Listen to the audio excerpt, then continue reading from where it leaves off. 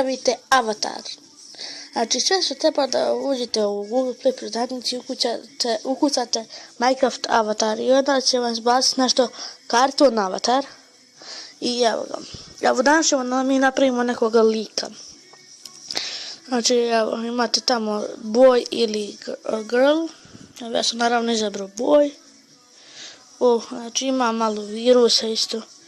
Ali ništa to nije. Evo ja ću da stavim frizuru. Kakva je ova? Ne. Stavit ću frizuru da bude,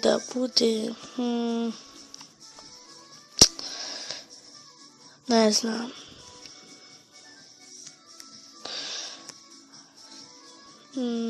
Evo, nek bude ova. Znači, boja kose, evo naravno stavit ćemo crna. Lice, znači ovdje sad možete ovako lice da stavljate. Znači da stavim ovo.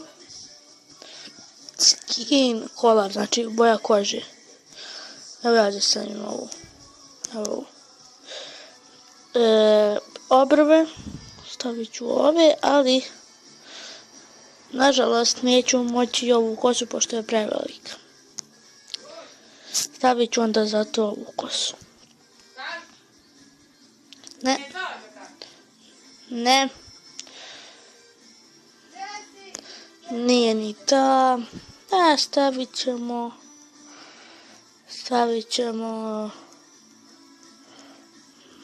Ajde neka. Evo ova.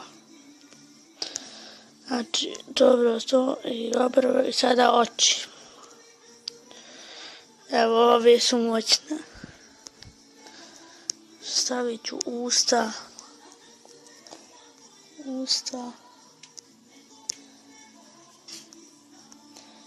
Stavit ću usta ovako. I nos.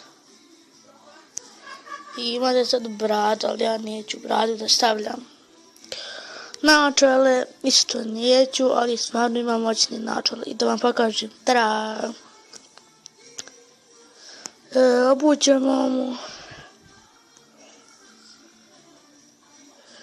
Obućemo mu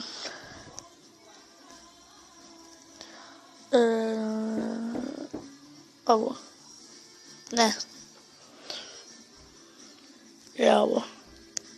I glava. Ova nije glava nego kapa. Kapu ćemo da stavimo. Ne, stavit ćemo mu slušalice. Slušalice, ovako. I ovo sad imate kao neke animacije da drži nešto.